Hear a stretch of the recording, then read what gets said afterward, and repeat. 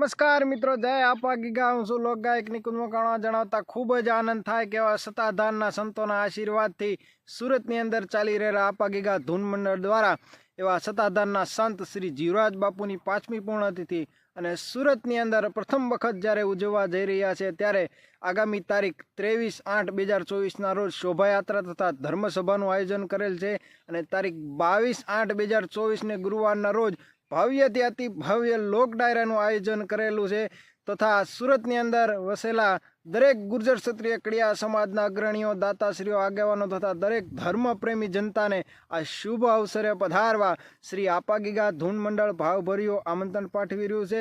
સ્થળ છે શ્યામવાડી, ભક્તિનગર, કતારગામ, સુરત. જય આપા ગીગા, જય શામજી બાપુ, જય સત્તાધાર.